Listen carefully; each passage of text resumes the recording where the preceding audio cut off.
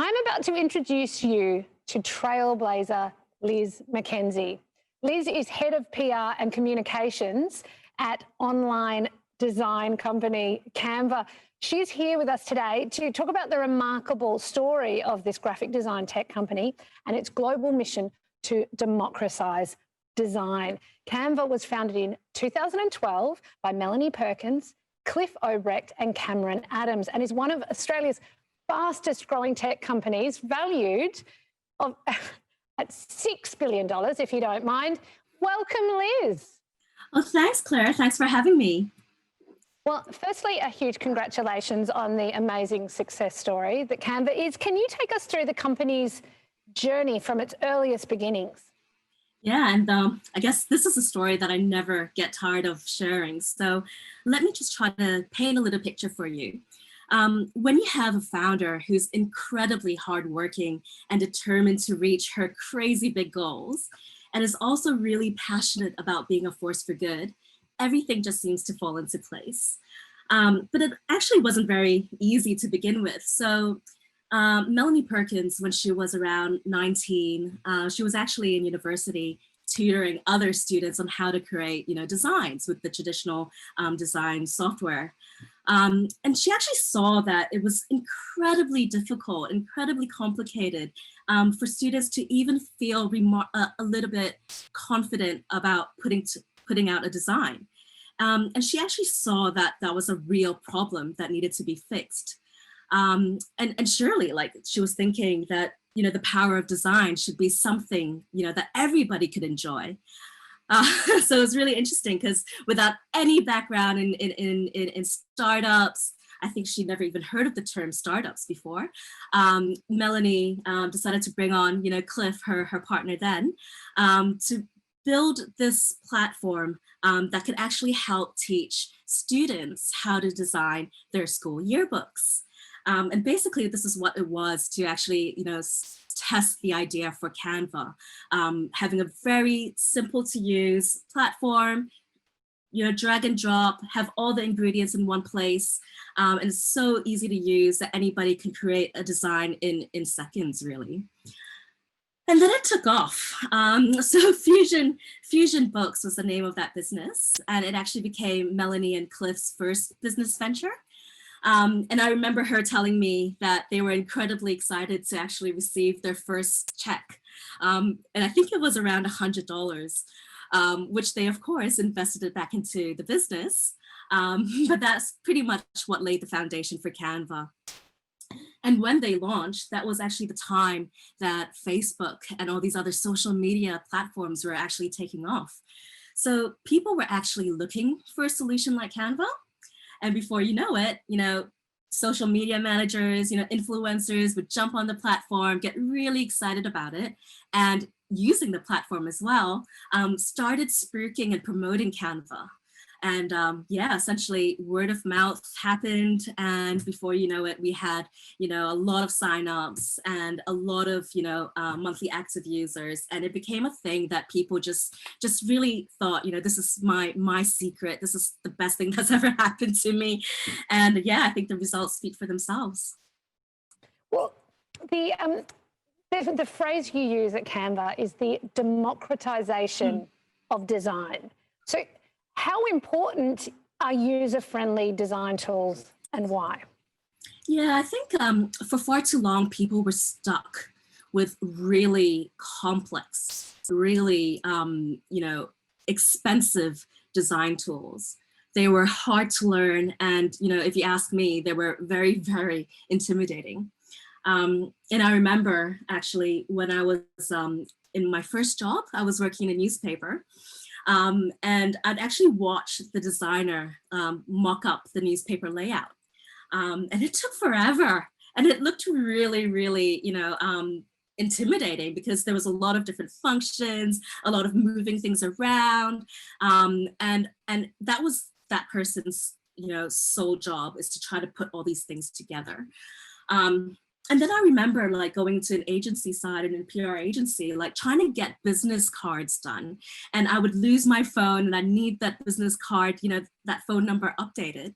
And I had to brief a designer, get that order in, it takes around maybe a week or so before I can actually, get that new designed card back. And it just took way too long. And it's something as simple as, updating a phone number. I thought, surely, we all thought, like, can't we just do it ourselves? But when you see the actual software that's needed to design and create these changes, it's just something that not people like me, I would never be able to do. And if you asked me to, crop off, an image and remove the background from the image, like I just laugh. There was just no way that I would be able to do that. And then, yep, sorry. Oh no, I was just really interested. You work for Canva, but do you ever get to use the tools yourself for any of your work or your weekend life? Yeah, Canva, I can definitely use it. But without Canva, it was just a laugh. Like I could never do it. And I think that's an incredibly important point. Like, even for weekends, my own personal life, if I had to design a poster or an invitation for myself, that's a solution that I could actually use and find and search and discover all these amazing templates. And the beauty of Canva is that it's not only aesthetically pleasing, but you also have guidelines within the templates that actually show you, oh, this is the type of information that you might want to add for a party event. And that just guides you through that process. And you can definitely personalize it. You can upload your own photos, and it made things so easy. And I think what's really, really interesting now is that a lot of people think, what, I'm not a designer. Design's not for me. Let some professional designer do it. But the reality is that every single day, we are creating something. We are creating designs and we don't even know it. So whether you're putting something up on Facebook, on Instagram, if you're a nonprofit trying to fundraise and create some engaging marketing material, if you're a student trying to create a presentation for your coursework, or even a startup creating a pitch deck, everybody's already designing. And Canva is just, we're just providing a very, very simple, user-intuitive tool for people to do that. Well, Liz, let's have a look at what the democratization of design looks like when you look at the numbers. More than 30 million people around the world use the Canva design tool each month. They create more than 1.5 billion designs per year. So what's the secret? How do you engage that many people designing that much stuff on a recurring basis? The good news is we're actually over 40 Canva each month. We are growing at exponential rates. And I think, there's no big secret. It's all about solving a genuine problem that many people experience. And it's also about listening to feedback. We are so lucky to have a very, very engaged community. And they believe in our vision. They're always happy to share their experience with us. And we take their feedback very, very seriously as well. So it's all about giving people what they want. And that would come from like launching in 100 different languages, launching an Android version, creating fun Zoom backgrounds and videos. So it's really about understanding the different ways that people want to create. And I think what's really, really interesting, I might point out as well, is that ultimately, we do not want to create or contribute to the digital divide. So what I mean by that is that, we've built Canva to be incredibly intuitive. It could be used by anyone, even in right to left languages like Hebrew and Arabic. They can choose to design on their laptops, their desktops, their smartphones, whatever makes it easier, so that everybody has the opportunity to be able to design and to use, Canva in the best way that they can, or in the best, in the preferred language that they can. And I think that's what's changing the world, is that it's no longer something that, design is no longer something that only a few people can use and an elite few people can afford. It's basically something that everybody should get to enjoy. Do you know, my husband went back to uni this year and he created a presentation on Canva. Oh, yeah. And I cannot stress to you how incompetent he is and how lacking in any artistic skills. And it looked really good. Now, when you make it so easy for the dum-dums, do you think there's any resistance from people at a higher level of design of like, it shouldn't be this easy? Or do they also embrace that intuitive design?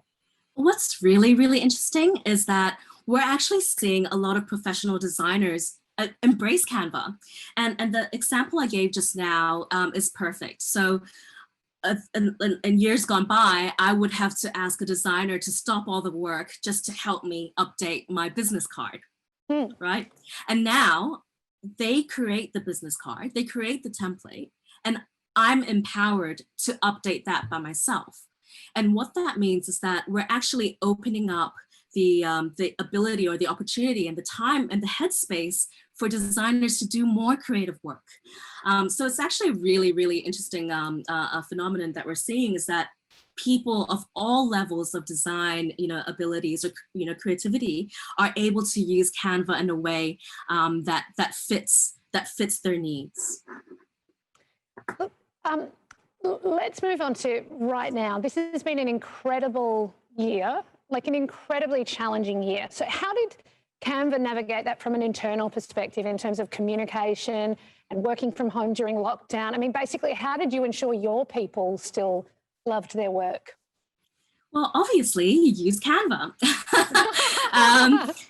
Well, Canva has a lot of collaboration, functionality, but I think, in all seriousness, we are very, very fortunate that a lot of us were already working remotely, and being in online software, it was very, very seamless for us to, have to work from home and collaborate online. And we also have an incredibly talented talent acquisition team who have brought on, people to join the team with the same values and the same passion that we have at Canva. And they believe in the vision, they believe in the mission, and they're all about, let's make a product that would really, really change the world. And what we've done with that is, asking everyone to lead and to work together with compassion. A lot of us are actually going through really, really tough times at the moment. And it's also, it's also important to be mindful of everyone's mental well-being. So from the very beginning, we made a commitment that we would, help, curb, unemployment, for example, by keeping all our contractors and suppliers on board.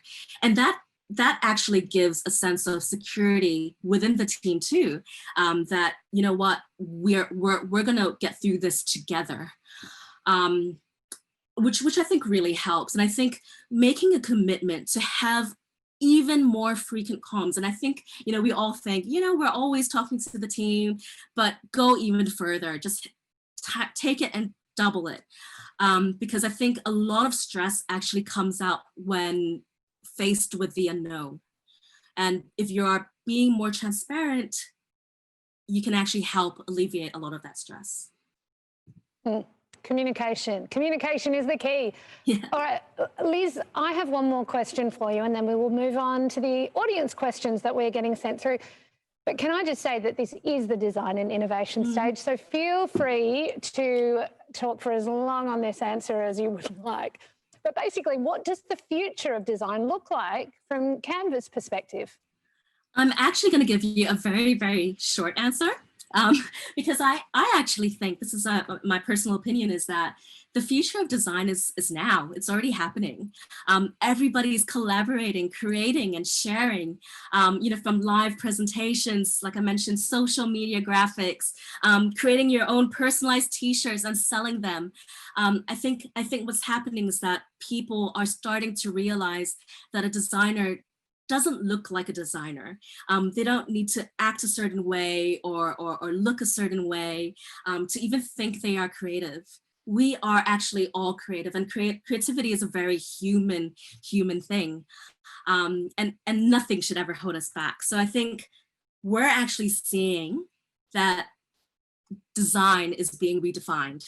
It's not necessarily something that is just for a few, but it's already happening, something that we all are doing. That's a beautiful answer.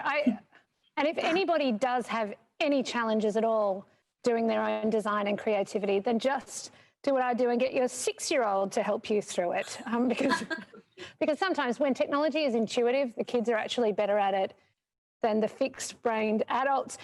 Okay, Liz, I so hope you can stay around for a couple of questions. All right, how has Canva coped with the pace of change, both through your own expansion and the challenges thrown your way due to COVID? I know you've answered this question a little bit, but if you could speak to more of how Canva has coped with these challenges. I'd actually like to think of, like the challenge of COVID, global pandemic. It has actually had a very, very negative impact on a lot of people's lives. And I'm always mindful of that. I think if you actually had a look at, what this has brought to us in terms of, work and collaboration, COVID-19 is probably one of the biggest catalysts for digital transformation across all businesses, organizations, and teams of all sizes. Because now we are actually forced or encouraged to find reliable online collaboration tools that can actually help make our lives easier. So I think the pace of change for Canva is that, we knew that was going to happen, that people were going to be looking for more collaborative platforms.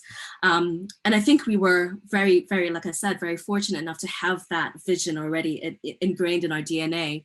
And what that meant is, trying to introduce as much value and as much, functionality into our product that would actually help people. So for example, we've recently launched things like online whiteboards so people can collaborate with each other online. We have talking presentations where, instead of, having a presentation with slides where you just click through, you can actually record yourself, going through the presentation, and people can watch that presentation, at a time that suits them, because we are working across so many different time zones. People with kids that might need to have more flexibility with their work. We're just making content that is consumable at a time, at a way, at a manner that fits people the most. And I think that's where, that's the value that we're trying to give to our community. I have a question here. Thinking about the culture at Canva, what resonates the most with your team? I think this is a good question because I do hear that you're very much about having happy people. Canva prides itself on having happy employees. So what can you tell us about that culture and how you're all on the same wavelengths when it comes to that team culture? I always make this joke, like I've been with Canva for around over 3 years now, but every time someone asks me about Canva, I always say, like, I feel like I'm still in my honeymoon period. Because the vision of the founders, the whole team, the dedication, that pursuing excellence in everything we do and providing that value to people, it gets you really motivated and it makes you look forward to working. And then we have all these amazing celebrations, to celebrate all our crazy big goals. It's a very, very strong team spirit here.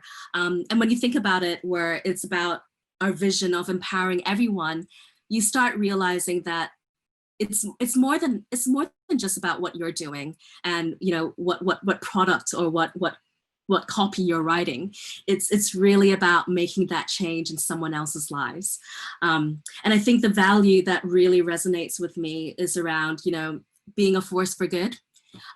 We're always mindful of how we can give back to the community, and also how to make things, like I said, like democratize design and make things super, super easy for everyone to be able to achieve their goals as well. Here's a good question. How do you personally stay innovative in your role in PR and communications? That's a really good question. I think it's being open to the trends that's happening, to what's actually happening to your community, to the people around you, because we can always have a strategy right from the beginning, but in today's time, with social media, with the news, 24/7 news, it's all about thinking of what's actually happening today and how can you, join in on that conversation, and more importantly, provide even more value to that conversation. So it's also taking a little bit around, understanding what motivates people. So for example, if we're talking about things like, COVID-19, or, the bushfires that we've experienced, or Black Lives Matter, like all these different situations that have happened in 2020, how can we take Canva and serve it as a solution to help people do what they need to do, to actually make that difference that they also want to do. So it's all about keeping your eyes open, thinking about how you can help. It's always about the people. It's never about what you want to do as a brand or as a company. It's always about providing value to the customer, to the user. Mm. I have some clues to your interest in the background of your screen today. I can see you're very interested in music. This question is, what's your favorite thing about technology? Yeah, I think technology speaks for itself. With a lot of fun, quirky, trendy products, there's a lot of bells and whistles to make it really attractive. But with technology, it either works or it doesn't. It either helps or it doesn't. And I think it makes my job really easy, because I can tell you, Claire, just go online, have a play with the templates. I can guarantee you that you can create a design so quickly. And I think that's the thing, like technology makes it so simple and so easy to do what you need to do. It's very straightforward. And that's the thing, like I don't have to create any false promises or make things up, because like I said, it just speaks for itself. It either works or it doesn't. And that's very, very, very, that's my favorite thing, really. When you're not using Canva on your devices, what's your other favorite thing to use your devices for? I am a big Netflix person. Other than Netflix, I think it's all about that collaboration, right? So yeah. Canva is great. There's so many different functionality for that, but having that communication, that regular communication. So going into things like Zoom or Slack, that's a really important part of my work, is to find different ways to communicate and get that message out there. And that's definitely something that I won't be able to live without. Well, I have one final question for you, and I've saved it till last because it does feel like such an appropriate one to finish on today. Mm. Liz, what do you love about your work?